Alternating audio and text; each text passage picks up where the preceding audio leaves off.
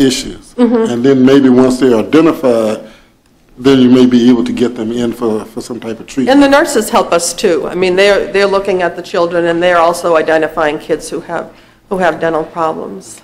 And I would have to say that most of the kids really like to come to our clinic. Good. I think I speak. One of our patients just happens to be here, and they actually really do like to come to the clinic. Things have changed. Good. Okay, the other board members have questions? Well, that's the real thing, is how do we help? And I know 1,000 years ago when I was a kid, the biggest thing was pain. Yeah. It hurt to go to the dentist. You know, I'm going Monday and it doesn't hurt anymore for the most part. So is that the message we've tried to get out? And like Mr. Taylor said, maybe get that message to schools, because if you hurt me, I'm not going to come see you. You know, we don't talk about hurt in our clinic.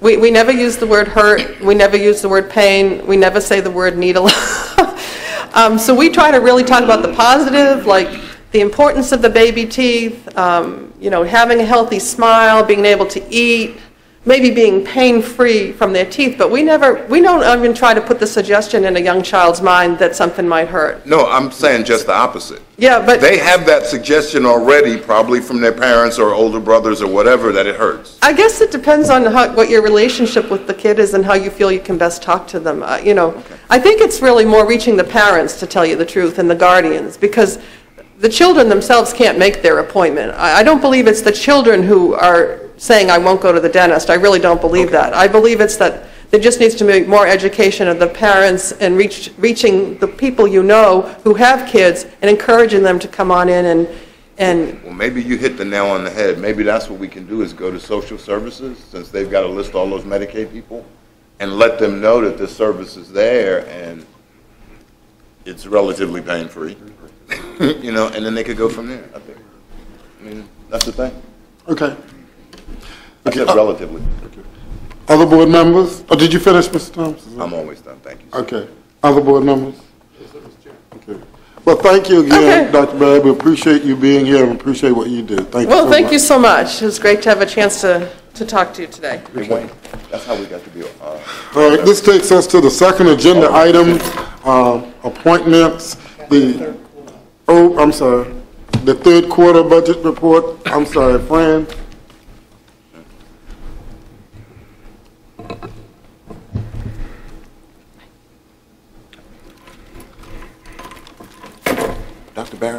Dr. Barrett, could I ask you a question? Yeah, sure. Sorry.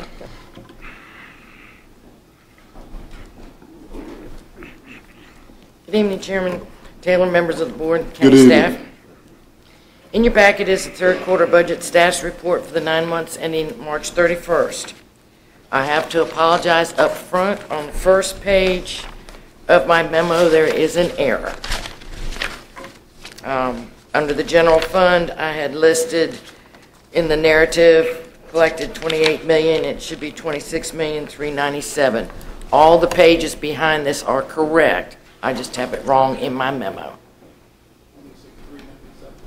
It should be $26,397,302, or 57.5%.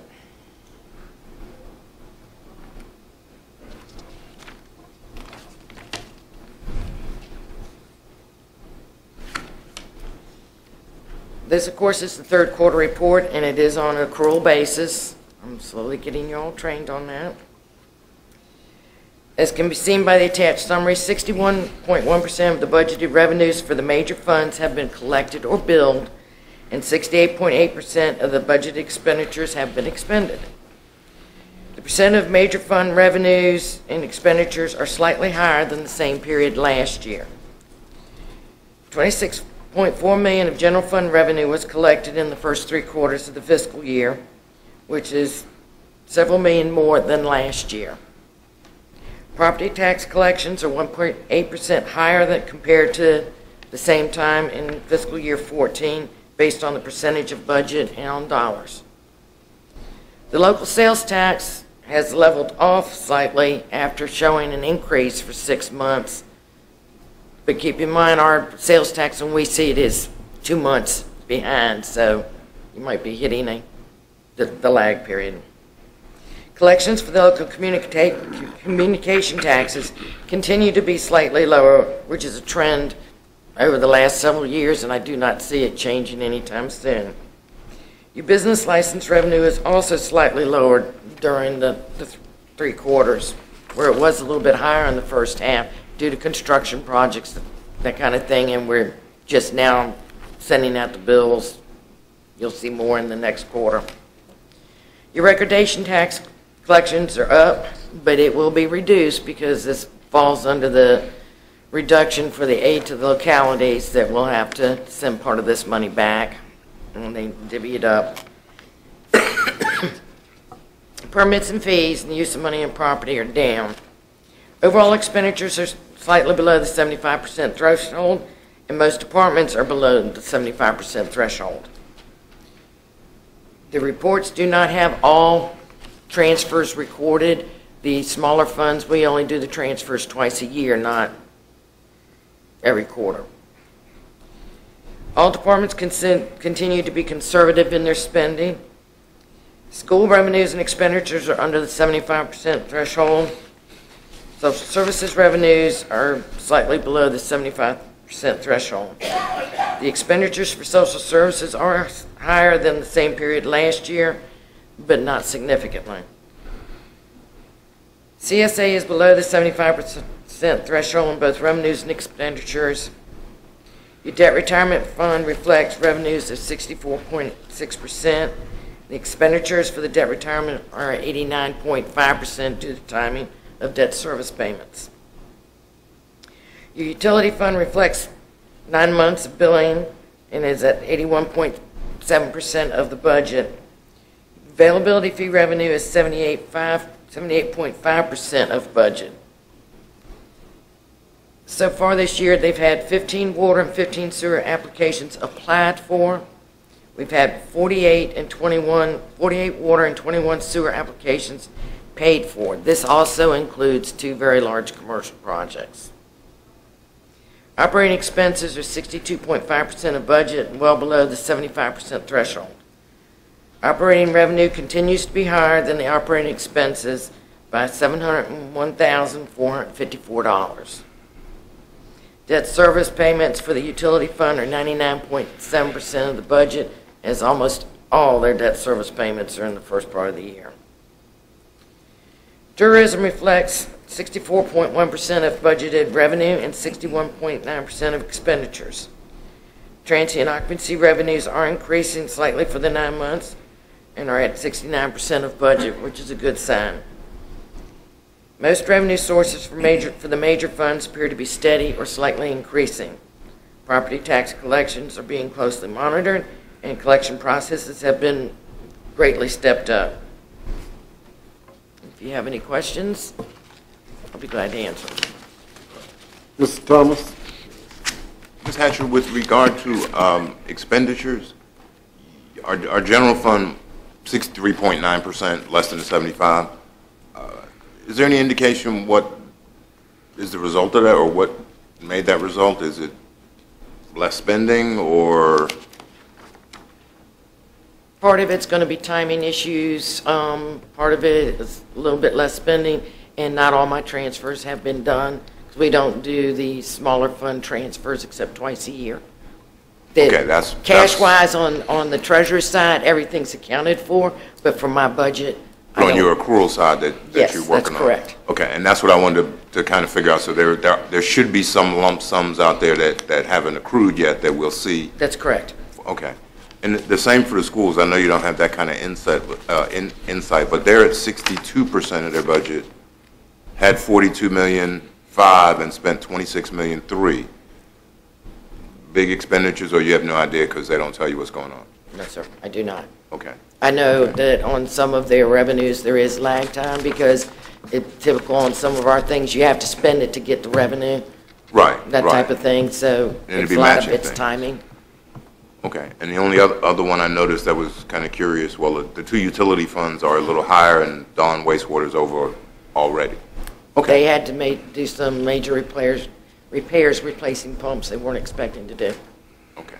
Thank you very much. That was all I was interested in. Any other board members? Mr. Black? I just had a question on your memo there on the general fund, where you put property tax collections are as compared to budget are 1.8%. Does that include real estate and personal property? Yes, sir. And what is the reason that we're 1.8% higher than the corresponding? Is that because of increased? I would assume it's because of increased collections and The rate went up. sometimes when you're comparing from one year to the next, I mean, some year, like this year, will look a little bit higher because the rate's a little bit higher than it was in the previous year. So there's going to be some balances there that it's kind of hard to really accurately reflect. Okay. I'm just going by numbers on a piece of paper. Right. You know, but you have to take into consideration rate changes, those kind of things. We just now sent out bills for the first half of this year, so some of that's not even going to be reflected yet, where it could have been last year. It could be any kind of variables, but I would assume it's because a little bit of it's because of the rate increase and increased collection. Okay, thank you. Other board members? Yes, Ms. Hatcher, looking at the Dawn wastewater fund billing, you say there were operating revenue of 72%, and you indicated that we had some unexpected replacement and debt service. That drove up the... They had to replace the pumps. Well, Mr. Cully can address that. Yes, sir. We were having all kinds of issues with pressure and cavitating due to some pumps that were put in the original system. And so we've been systematically replacing them with a different type of pump. Joey could explain that to you better, but it has a better head pressure, so you don't end up putting air in the line. And so we've had to go down there a lot when the weather's hot and flush out the main lines with an old fire truck. And so we've been systematically replacing pumps that we find, because you fix one here and it causes one down the road to have a problem. And those are fairly expensive. The debt service is fixed. It's just when it happens to be paid makes that, you have to pay all of it, and it just kind of looks bad. But overall, we're in better shape there. Everybody's paying their bills, and so revenues are pretty good. It was just we had some, and we still got a few more pumps in next year's budget to finish, and we'll have all the new system. Dawn Phase 2 has the new pumps. It's just back in Phase 1 where we're systematically replacing pumps. And I guess that's my concern, and I know that we're doing much better in terms of paying for the system there, but just looks out of kilter. I'm just wondering how much more money are we paying for the replacement pumps? Do we have any idea of how close we are to that 72% revenue collection once we remove the cost of pumps and debt service? Can I get you that update from Mr. Schiebel, and we'll have it on the 26th? Because numbers all start to run together. I know what we're doing, but I can't remember exactly how many pumps we bought and what the costs are. I know we don't cover debt service. The system was never designed to cover debt service. That's correct. Correct. It's never been. That's part of the. Operational wise, we're never going to cover the debt service on that, and it's a low interest loan. On that note, though, We're calculating it. but I mean, Mr. Cully, on that note, this was never considered as a project that would cover debt service. That's correct. Because it was a desperate need and a low to moderate income thing. Correct. So there are some projects we do that need to cover debt service, but some that we have to do for the safety and health of the citizens. Correct. We've given a 0% loan. It's Right. low interest, zero loan. But I just wanted to make sure, you said it didn't cover debt service. It was never intended to cover Right, debt and service. I'm sorry, I implied that it was never designed to cover. You didn't imply that. I just wanted to make sure it was clear. Okay. Okay. Is that all, Mr.? Yes, sir. Thank you. Ms. Akers, are you? Mr. Sealy? I have one question, Ms. Hatcher. On the school fund, under federal funds revenue, Yes, sir. we're showing we've received $53,631 out of $1,133,400. Do we know what that line item is and what that is comprised of? Because that's a significant part of the, I mean, that's a lot of money. No, sir, I do not, but I can try and find out that answer for you and get it to you. Can we do that? Because that's significant. That's all I have, Mr. Taylor. Okay. Thank you, Fran, we appreciate your time. Thank you. Okay, that takes us to agenda item 2, appointments. The Emergency Services Commission of the Mattapan District. I believe Mr. Chapman is your Mr. Chapman is representative. willing to serve again, and I would be happy if he would serve again. So if you need a motion to that effect, I would be happy to We do. move to that motion. Second. It's been moved and properly second that we would reappoint Mr. Chapman to the Emergency Services Commission representing the Mattapan District. All in favor, let it be known by saying aye. Aye. And all opposed, the motion carries unanimously. As far as the Rappahannock Area Community Services Board, Mr. Collins is unable to serve because he has served his 8 years. Is there someone who... I believe Mr. Collins' wife has said that she would serve on that board, and can't think of any better continuity than that. He actually has a personal interest in that, and I'm sure she would share that. So So if you'd like to make a I'll make the motion... motion I'll second your motion. for Mrs. Collins. Okay.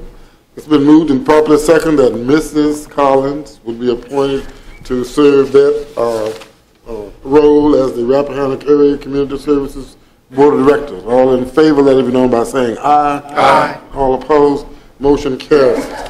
That takes us to the consent agenda. Are there any items on the consent agenda A through F that any board member would like to pull? Mr. Chairman, would the consent agenda include item G, which was the resolution for Reverend Berriman? Exactly. Thank you, sir. Item G. And if there's nothing to pull, I would move for the acceptance of the consent agenda. Is there a second?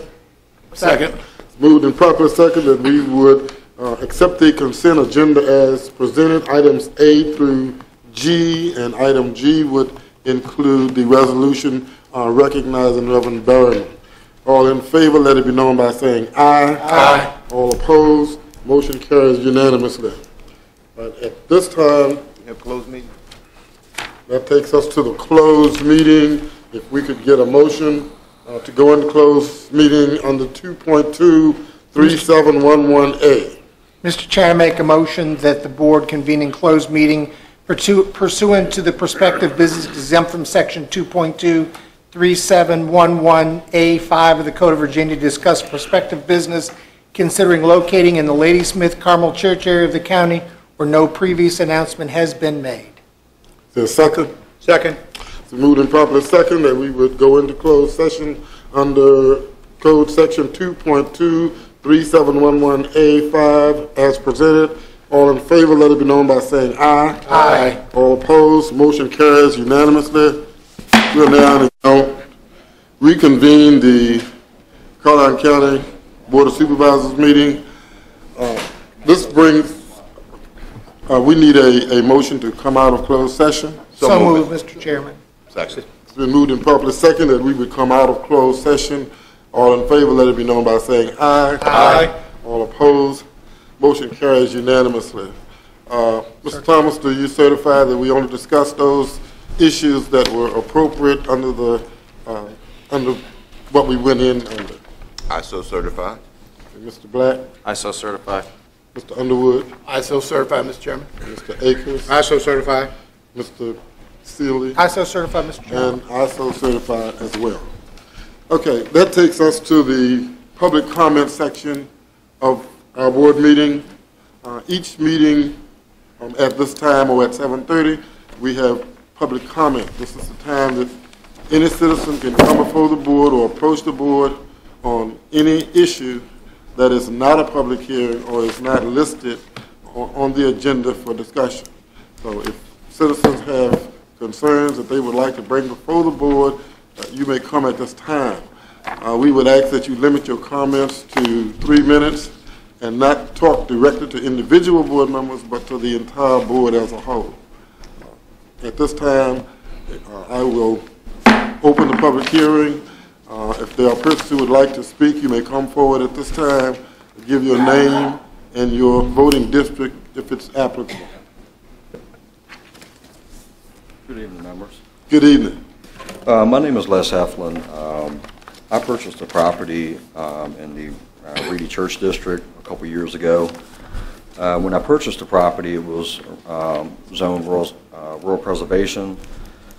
2013, I had it rezoned to M1, which is industrial, and since then I've encountered many problems. I spoke to Mr. Underwood the latter part of last week about the issue that I'm having. When the property was originally rezoned, according with the county, they said that it had an existing drain field there.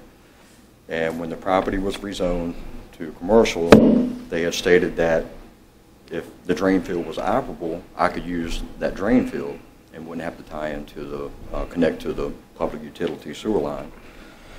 Well, I've encountered a few problems. I have Rodney Whitaker, which is a local guy that does the soil analysis and stuff. He came out, I paid him $750 to come out and do a soil test on the drain field to make sure, you know, it would take on the sewer. He passed it, said that, you know, everything looked good, that it would take on the sewer. Well, after that, Mr. Whitaker had suggested that I would have to expose the line coming out of the septic tank to the distribution box. So I hired another gentleman, paid him $1,000 to come out, and he brought his excavator out. He started digging. We found the sewer line coming out of the septic tank. He dug about 15 feet out where the distribution box was supposed to be. No distribution box was there, but we found the line, the hard line that kept running. Well, anyway, he dug and dug and dug. Next thing I know, we were 75 feet away from the building and never did find a distribution box. What had happened, one of the previous owners of the property had dug the distribution box up, bypassed that, totally bypassed the drain field, and ran the line out into the woods. So I had Rodney come back out, paid him another $750 to come back out and see if the property would perk. Could not find a perk spot on the property.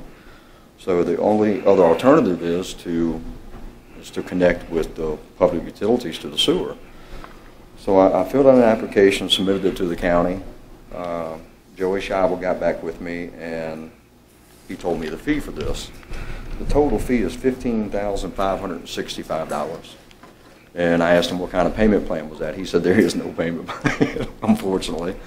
And you know, I'm just trying to get this place up and running, and revenue to the county, provide a service for the people in the community, and provide for my family. But with this fee, I just don't have I don't have it. And what I'm asking, the county, the board, or whoever, I'm bringing this up, is, if there's any kind of help, or I'm not asking to waive a fee or anything like that, but is there any way that public utilities can work with me in the somehow, some way? That's it. Okay, state your name again, sir. My name is Les Heflin. Heflin. Heflin. Okay, Mr. Heflin, we don't respond to issues directly, but once we finish the public hearing at that time, we will talk about what you ask. Okay. All right. Thank you. Thank you. Okay. All right.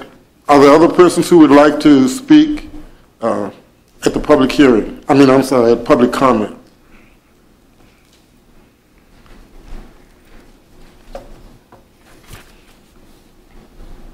Good evening, Chairman Taylor, Mr. Underwood, and other Board of Supervisor members. My name is Joseph James. I live in Dawn at 14362 Dawn Boulevard. I would like for you all to know that I'm a product of the educational systems here in Caroline. I graduated from Bowling Green Senior High School in 1973. Last evening, I had an opportunity on the behalf of other citizens in Caroline County to speak before the Caroline County School Board. The parents, grandparents, legal custodians, aunts, uncles, neighbors, friends, and students of the Caroline County Public Schools from the Reedy Church Magisterial District. Especially Dawn would like to address some issues that was very troubling to us. We made sure that there is no ambiguity for the reasons why we're here this evening. The reasons that we're concerned are centered around the overall educational experience that our children have each day while attending classes in Caroline County. The concerns are with the high school, the middle school, and the elementary school. The conditions, atmosphere, and environment must be conducive to learning. It is conducive to learning when a student feels protected, comfortable, and excited about their learning experiences. Today, with some of the students attending school, this simply is not the case. It is our understanding that during the current school year, administrators have had to make some difficult choices and decisions about suspensions and expulsion of students here in Caroline County. We posed the question to the school board, why? There have been millions of dollars appropriated by the Caroline County Board of Supervisors for the education of our youth. I'm assuming that you all are going to be discussing that again tonight. The proposed school budget is in excess of $42 million for the 2015-2016 school year. There are many students not obtaining the benefits of a quality education from these appropriated funds. Some students are being suspended and expelled from school without due process. And that is very troubling to all the citizens that I'm speaking on the behalf of. Some students between the ages of 12 and 16 years of age are being expelled for 365 days. That's unacceptable. The responsibilities and possibilities of graduating are minimized and reduced dramatically when this occurs. The statistics indicate today that from the appropriated funds, that 6.7% of the Caroline County Public School graduates are not ready for college after spending $42 million. That's appalling to me. Once expelled, the students are instructed to either attend an alternative school or complete your coursework on your own. In my community, there are some less fortunate than others. They do not have computers or internet access at home. If the requirements for completing classwork is under these terms, it cannot be met by some. Out of the appropriated funds that the board provides to the school board, many dollars will be expended for education, and it's not conducive to learning. The kids are not having an opportunity to get an education. There's a major concern that I have at the high school. The African American students to African American teacher ratio is not comparable. Students we've spoken with have expressed their concerns of how few African American teachers are being hired. We have been informed that some African American applicants who applied to be teachers are not hired and were highly qualified to fill these positions. Again, dollars that the board allocates for the education of students in Caroline. Mr. James, I'm going to have to ask you to summarize. 2 minutes. I'll be done in 2 minutes. Okay. I'm almost finished here. Thank you very much. Okay. We're asking the Board of Supervisors to do their due diligence in the review of the aforementioned proposed budget. This is to ensure that every single child in Caroline County has the opportunity to receive their justly deserved education from these appropriated funds. We, the taxpayers of Caroline County, are very serious about these funds that are appropriated for the school systems and are not meeting the needs of the community. Our concerns have been voiced this evening. We are concerned citizens and want our voices to be heard. What can the Board of Supervisors do to help our children receive the education due them? Here are a few questions for the board, and I'll be done in 30 seconds. Are there any funds appropriated for school mentoring programs? Are there any funds appropriated for mediation programs to help reduce the suspension and expulsions? Again, the school board probably can address that issue, and it was presented to them last evening, but the dollars are being appropriated by the Board of Supervisors. Where does the money for alternative school comes from? I understand that it's hundreds of thousands of dollars for a very few students. Those dollars, in my opinion, should be used to keep the students in the regular school. In some circumstances, we understand that some kids are not going to be able to stay. But for the most part, we should be able to have some type of mediation process to help those kids remain in the public school system. To help alleviate the concern with suspension and expulsions, are there any funds available for summer internship programs? Again, a lot of our kids are getting out of school next Friday. And I can tell you, in my community, there are going to be kids walking the street with nothing to do for 90 days. I wish that there were some dollars that could be set aside with the businesses here in Caroline County to show the kids, come in and sit down and teach them telephone etiquette and how to work in an office environment, how to dress appropriately, and be able to get some insight into how they're supposed to act when they're in school. Also, I was wondering if there were any dollars available to help maybe with the Sheriff Department, working with Sheriff Mr. Jones, I must ask you to summarize. Thank you. I'm done. That's the last sentence. If there's anything else the board would like to aid in the development and self-development and self-esteem of the children in our community, we would greatly appreciate it. Thank you, sir. Thank you. Okay. Are there other persons who would like to speak during public comment? Are there other persons who would like to speak during public comment? Are there other persons who would like to speak during public comment? Hi. Yes, how are you? Nervous. That's all right. Okay. My name's Mary Feinberg, and apparently I'm the person that the emergency exotic animal ordinance meeting was called for, and I just wanted to... Ms. Feinberg, that's Not a public hearing.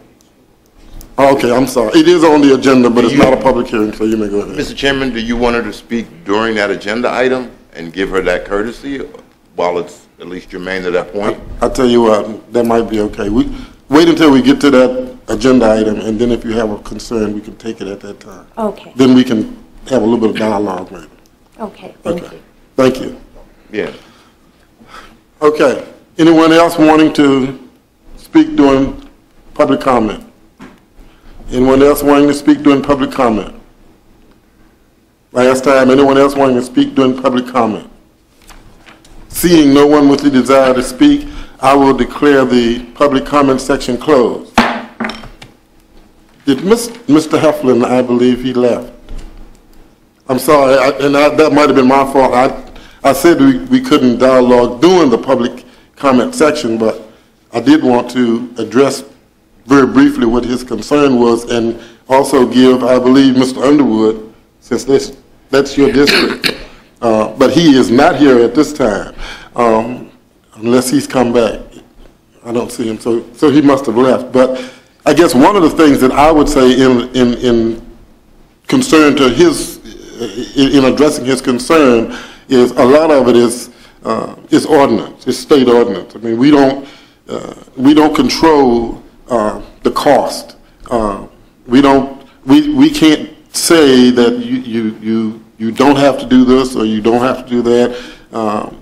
When it comes to hooking into a system and when it comes to what he has to do, a lot of it is a result of the state ordinance, not, so, but what I would like, since he is not here, if you could get with staff and maybe we could send him something in writing, whatever, to address, since he didn't stay. Mr. Chairman, I talked to Mr. Heflin, and Mr. Heflin has all the good intention, and I think this board should do the same. Mr. Heflin's not asking for a handout, he's asking for a hand up. So I would ask this board to work with me and that we consider maybe having a payment plan to whereas he can get the business moving. We may not get the dollars up front, but the dollars will come in. And sometimes goodwill is worth more than dollars. That's true. Understand that our ordinances and fees are in place, but I think this is an opportunity for us to show some goodwill and have a win-win situation. And you said you could work with him and come back to the board, and we will look at what the request is, and we will determine how we will handle it at that point. That's fine, Mr. Chairman. I'll meet with Mr. Heflin and come back to the board with a recommendation at our next board meeting. Thank you. Right. Okay, and as far as Mr. James, and I don't know if other board members would like to address your concern, Mr. James, normally, as I said before, during public comment, we listen, but we don't want people to think that we don't care and that we don't hear what you're saying, or what anyone says who comes to the board. I can tell you personally, I would love to be able to address many of the issues of which you spoke, as far as students being suspended without due process. I can assure you that as a Board of Supervisors member, I don't control that. I don't want to sound like I don't care. I don't want to sound like I'm passing the buck. But the process works through the school board. The school board members are elected by the voters, just as Board of Supervisors members are elected by the voters. And our job as the board is to try and provide the funding necessary to operate the school system. They come to us, they tell us what it is that they need, and we try to address their needs financially as best we can. But unfortunately, once we make that donation, once we give them what it is that they've asked for, we don't have any control over how that money is spent. We don't have any control over the personnel issues that involve the school system. Not that we don't care. As a parent, I have a child in the school system. I had a son to graduate from the school system, and even if I didn't, as a citizen of this county, I'm concerned about the school system. But if I tell you that I could do something about students being suspended without due process, I can't. That's not a problem I can fix. The thing I can say is, though, if that is happening, every parent has a right to seek the legal system's assistance in addressing that, if that is what's happening. I don't know that it is, but certainly if it is, then it needs to be dealt with. Mr. Chairman. I'm sorry. Mr. Chairman, thank you very much. I realize that a lot of these policies and regulations are formulated and comes from the General Assembly. We understand the educational system and how it's all put together. My real reason for coming before the board is because you all are responsible for the appropriation of funds. I'm just asking you to do your due diligence and looking at the dollars that are being put out there. If there's some programs, again, I spoke before the school board. They understand our intent, those concerned citizens from the Dawn community. Our children are not being treated fairly. There's some discriminatory practices being exercised. We demand, not from you all, but from the school board, that they address us. Let us know what's going on. We have some serious concerns, and believe me, I will make those calls to every elected official that represents every citizen in my community, starting with the senators, Governor Terry McAuliffe, Whitman, Buddy Fowler, and you guys, the Board of Supervisors who appropriate the funds. We want to make sure that our children have an opportunity to be educated and not just kicked out. I'm talking about a 12-year-old being kicked out of school in the middle of November. It says 365 calendar days before you can even consider coming back to school. What does that mean? They're going to come back in November, and then they're probably going to lose 2 years. Okay, let me just, did other board members want to comment? Mr. Chairman, yeah, I do, because I talked to Mr. James, and the question is, if we can meet with the board, the school board, and we can develop programs, I think we want this board to consider making sure that we're looking at how we can undergird the efforts of the school board in terms of meeting the needs of all of our children, particularly our children of color who are being suspended at a higher rate. So we recognize that these are social emotional issues sometimes that we don't have the answers for, nor the wherewithal, but perhaps if we can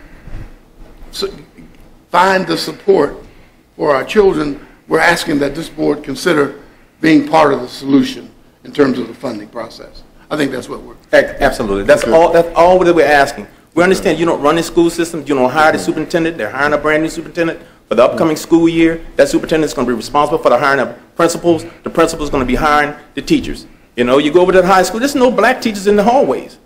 Our kids want to see someone that looks like them.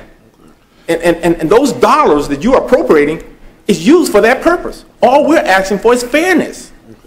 Again, that doesn't come from you all. The dollars do. After they make the request for the budget, you have to approve it. They got the dollars. Understand there's no transparency. They don't have to report to you where that money is spent and how they spend it.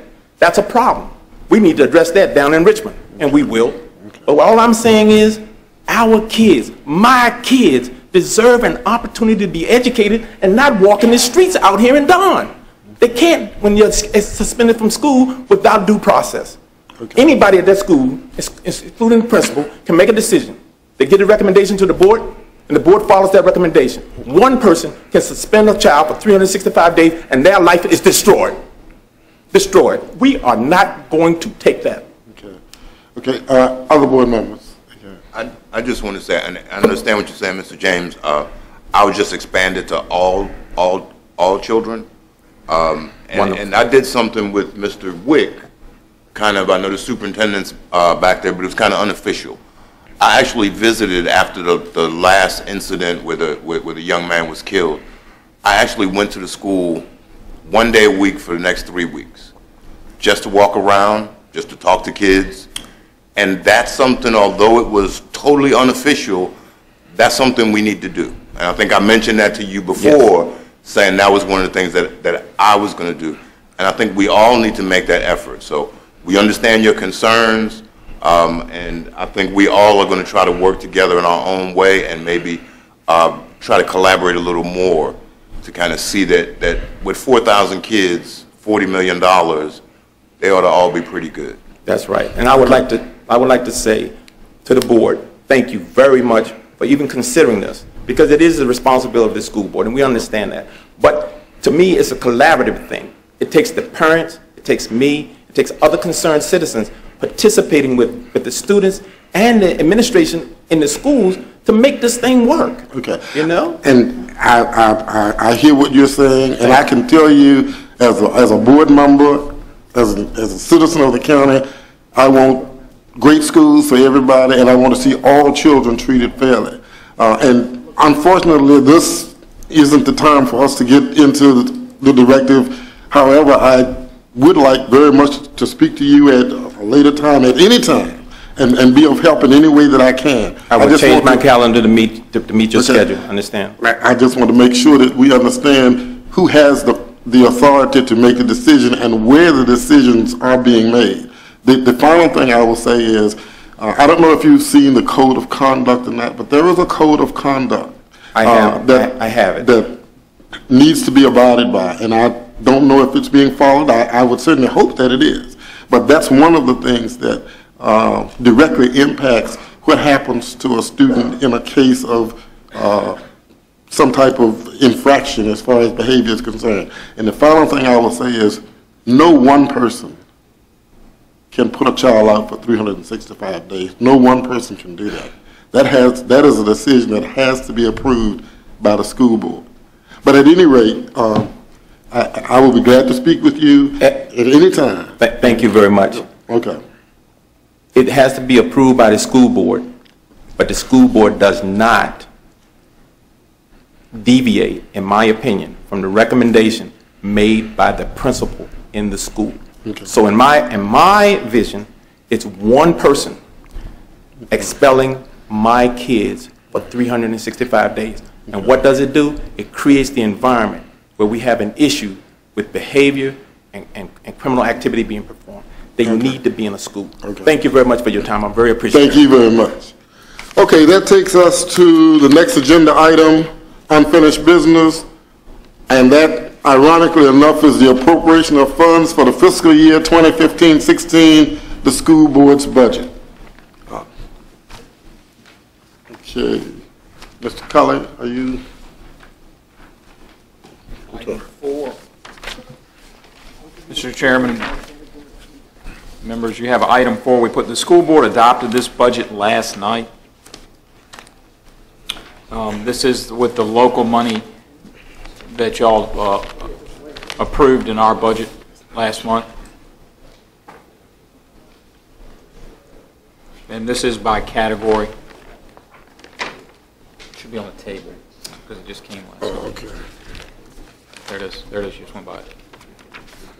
Okay.